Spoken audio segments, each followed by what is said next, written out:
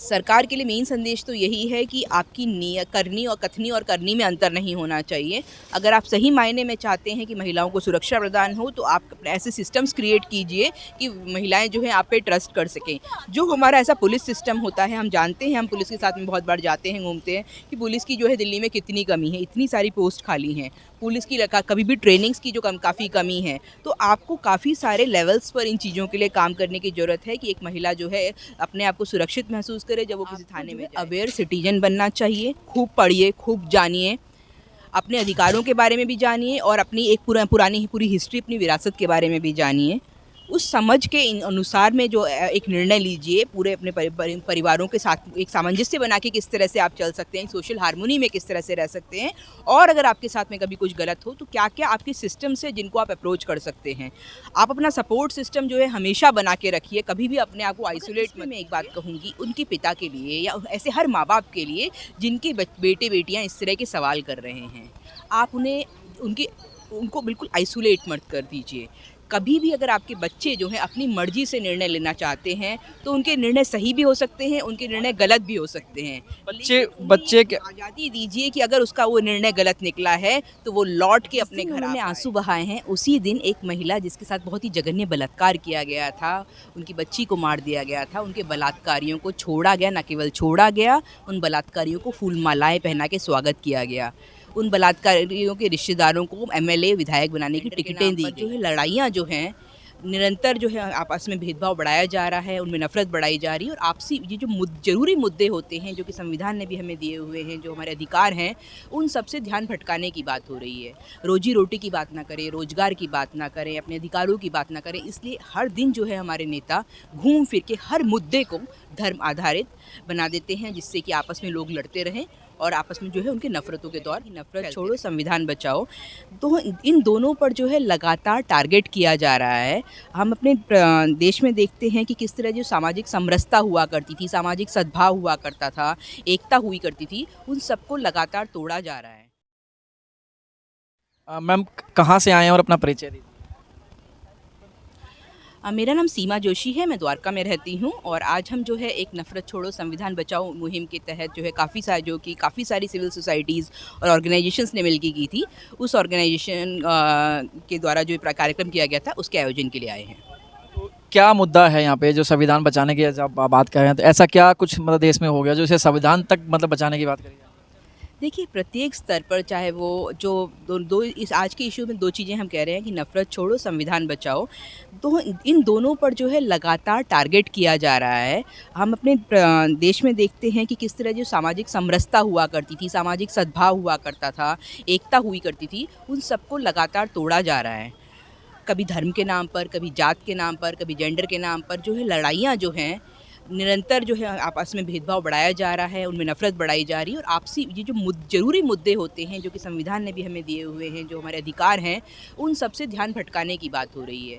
रोजी रोटी की बात ना करें, रोजगार की बात ना करें, अपने अधिकारों की बात ना करें। इसलिए हर दिन जो है हमारे नेता घूम फिर के हर मुद्दे को धर्म आधारित बना देते हैं, जिससे कि आपस में लोग लड़ते रहें और आपस में जो है उनके नफरतों के दौर फैलते रहें। मोदी जी तो खुद मतलब बोल रहे हैं सबका साथ सबका विकास, और इधर आप संविधान बचाने तक की मतलब बात कर रहे हैं, तो संविधान खतरे में लग रहा है आपको? देखिए, उनके सब में कौन आता है मुझे ये समझ में नहीं आता। उनके सबके विकास में महिलाएं तो कहीं नहीं आती हैं, जो कि देश की आधी आबादी हैं। उनके नेताओं के किसी के भी वक्तव्य आप सुन लीजिए तो काफ़ी शर्मसार करने वाले होते हैं, तो उसमें महिलाएं तो कहीं मुझे नज़र नहीं आती कि उन महिलाओं को शायद इज्जत देने की बात करते हो, ऐसा मुझे कहीं नहीं लगता। उनकी किसी आंसू बहाए हैं महिलाओं के लिए उन्होंने, लाल किले से खड़े होकर उनके आंसू निकले हैं। जिस दिन उन्होंने आंसू बहाए हैं, उसी दिन एक महिला जिसके साथ बहुत ही जघन्य बलात्कार किया गया था, उनकी बच्ची को मार दिया गया था, उनके बलात्कारियों को छोड़ा गया, न केवल छोड़ा गया, उन बलात्कारियों को फूल मालाएँ पहना के स्वागत किया गया। उन बलात्कारियों के रिश्तेदारों को एमएलए विधायक बनाने की टिकटें दी गई। तो ये सोच को दर्शाता है कि सरकार जो है कैसे लोगों को आगे बढ़ाना चाहती है, ये सरकार कैसी सोच रखती है। जो महिलाएं अपने खिलाफ हो रहे अपराधों के खिलाफ आवाज़ उठाती हैं, उनको हमेशा दबाया जाता है, उनको और शोषित किया जाता है, उन्हें डराने की कोशिश की जाती है। महिलाओं के प्रति जो जैसे आप है मतलब बात कर रहे हैं कि काफ़ी शोषण हो रहा है, मतलब सुरक्षित नहीं है, तो क्या क्या लगता है कि क्या मतलब बदलाव होने चाहिए कानून में जो आपको महिलाएं जो सुरक्षित हो? देखिए, ये जो हम एक इसके लिए दोनों स्तरों पर काम किए जाने की ज़रूरत है। एक तो जो सामाजिक की स्तर है कि हमारे पितृसत्तात्मक समाज है, उसके लिए सामाजिक सोच को परिवर्तन करना है। लेकिन साथ ही साथ जो हमारा एडमिनिस्ट्रेटिव स्तर है, जो हमारा गवर्नेंस का स्तर है, वहाँ पर वो सोच नज़र आनी चाहिए कि सरकार जो है महिलाओं को बराबरी देने में इंटरेस्टेड है। वो चाहती है कि महिलाएँ जो हैं बाहर निकलें। अगर वो महिला अपने खिलाफ हो रहे अपराधों के बारे में ज़िक्र करती है, उनके बारे में कंप्लेंट कराना चाहती है, तो उन पर एक्शन लिया जा रहा है, ना कि आपकी एक बात पे एक सॉरी इंटरप्ट कर रहा हूँ। अभी एक लेटेस्ट जो अभी घटना हुई है, आपने देखा श्रद्धा मैदान के उसमें, तो लिविंग में जो लड़की जो रह रही थी, उसके फादर जो हैं, पेरेंट्स जो हैं, उन्होंने काफ़ी उसको मतलब रोका टोका, मना भी किया, वापस घर आने के लिए भी बोला, लेकिन वो जवाब क्या दिया उसने कि मैं अब जो है बालिग हो चुकी हूँ। तो आज की जो जनरेशन है वो गलत उसमें जा रही है, माँ बाप से हट के मतलब जा रही है। तो वहाँ पे मतलब सरकार या कानून क्या करेगा? कानून तो उन्हीं के उसमें बनाया जा रहा है ना कि हाँ 18+ हो गई हैं, अपने अधिकार मतलब उनके खुद के मतलब वो ले सकते हैं वो।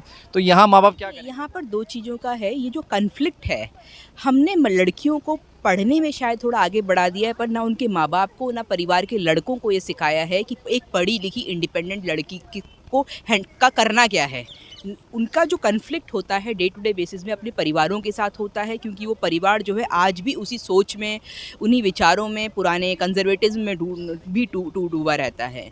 वहीं वो लड़के हैं, वो अक्सर एक इंडिपेंडेंट लड़की को के साथ सामंजस्य ही नहीं कर पाते, क्योंकि उनको जो है आसपास का सिस्टम सिखाता है, सोच सिखाती है कि एक वो उसको सह नहीं पाते। उनको बार बार उनकी पितृसत्तात्मक सोच जो है उस पर वो चोट मारती है वो लड़की कि वो कैसे उसको आगे बढ़ने दे, वो कैसे मेरी बराबरी कर रही है। मगर इस पे मैं एक बात कहूँगी, उनके पिता के लिए या ऐसे हर माँ बाप के लिए जिनके बेटे बेटियाँ इस तरह के सवाल कर रहे हैं, आप उनको बिल्कुल आइसोलेट मत कर दीजिए। कभी भी अगर आपके बच्चे जो हैं अपनी मर्जी से निर्णय लेना चाहते हैं, तो उनके निर्णय सही भी हो सकते हैं, उनके निर्णय गलत भी हो सकते हैं। बच्चे क्या आज़ादी दीजिए कि अगर उसका वो निर्णय गलत निकला है तो वो लौट के अपने घर आ पाए। उसके साथ अपने बिल्कुल संबंध विच्छेद मत कर दीजिए, क्योंकि ज़िंदगी का बस वो एक निर्णय होता है, छोड़कर सही गलत कुछ भी हो सकता है। आप अपने आपसी रिश्तों को इस कदर तोड़ देंगे कि वो लड़की जो है, अगर उस गलत निर्णय को अगर सही नहीं निकलता है, मान लीजिए वो किसी भी वजह से निर्णय, उसको वो विश्वास होना चाहिए कि मेरे पास अपना एक घर है, उसके लिए उसको ये सब इमोशनल सपोर्ट। लेकिन श्रद्धा के साथ तो ऐसा हुआ है ना कि उसके माँ बाप जो हैं, उसके पिता उसे बुला रहे हैं, उसकी माताजी जो है सदमे में ख़त्म भी हो चुकी हैं, तो वो तो बुला रहे थे उसको कि वापस आ जाओ, लेकिन वो खुद ही इग्नोर कर रही हैं अपने माँ बाप को। यहाँ मतलब जो यंग जनरेशन है उसको क्या मतलब कहना चाहेंगे, क्या ये सही है लिविंग रिलेशन? ही बताइए। देखिए, अब मैं ये कहूँगी, हमारा जो संविधान है आज, वो जो हमारा कोर्ट केसेस में भी अगर आप देख लीजिए आज़ादी देता है। दो अडल्ट जो हैं अगर वो चाहें तो एक साथ रह सकते हैं। इस आज़ादी का गलत उपयोग नहीं हो रहा? इसमें इसको कोई भी, अगर साथ रहने का मतलब किसी के टुकड़े टुकड़े कर देना, किसी को मार देना नहीं है। मान लीजिए मैं अपने किसी दोस्त के साथ में हूँ, या कोई भी महिला अपने किसी के साथ में जा रही है, तो संविधान जो है ये पूरा अधिकार देता है, संविधान हमें सुरक्षा भी देता है कि अगर हम किसी के साथ रह रहे हैं तो एक right to live with dignity भी है, जो हमें हमारा संविधान जो हमें अधिकार देता है। अगर मेरे साथ कोई घर के अंदर क्रूरता हो रही है तो डोमेस्टिक वायलेंस प्रोटेक्शन एक्ट भी है। ये सारे कानूनी अधिकार हैं। परेशानी कहाँ आती है कि जो महिलाएं हैं वो मानसिक तौर पर, इमोशनल स्तर पर सशक्त नहीं हो पाती। श्रद्धा के केस में आप देखेंगे कि वो लड़की फाइनेंशियली इंडिपेंडेंट थी। वो फाइनेंशियली इंडिपेंडेंट होने के बावजूद भी वो इतनी मजबूती अपने अंदर नहीं ला पाई कि मैं उस लड़के को अंदर पुलिस में गिरफ्तार करवा दूँ। वो बार बार जब भी उसके खिलाफ ये रिपोर्ट करने की बात आती थी, उसके दोस्त उसे लेके भी जाते थे, वो कहीं ना कहीं लास्ट में जाके मना कर देती कि शायद वो सुधर जाएगा, शायद वो सुधर जाएगा। ये जो सोच होती है कि जो आपका अब्यूज़र है वो अपना व्यवहार बदल देगा बिना किसी काउंसलिंग के, बिना किसी थेरेपी के, वो एक गलत सोच है। मैं ऐसी सभी लड़कियों को कहना चाहूँगी, आपके ऊपर अगर कभी किसी ने हाथ उठाया है, आपके ऊपर किसी ने कभी कोई हाथ उठाया है, तो फिर आप जो है थप्पड़ मूवी की हीरोइन को भी याद कीजिए कि पहले थप्पड़ पे ही अपनी आवाज़ उठाइए, उसे कभी भी बर्दाश्त मत कीजिए। और जो है तभी जब आप पहले हाथ को ही रोक देंगी, तभी आप इसको आगे बढ़ने से रोक सकती हैं। ज़रूरी नहीं है कि हमें महिला के मरने का इंतज़ार करना है किसी भी आवाज़ को उठाने के लिए। उसके मरने से पहले भी हम बहुत जो एक कदम उठा सकते हैं, और ये समाज में एक और महिलाओं को भी सशक्त करने में कामगार होंगे। क्या लगता है जो ये घटना हुई है इसमें जिम्मेदार किसे ठहराना है? गलती किसकी है, लड़के की या लड़के की मैं इसे या माँ बाप की?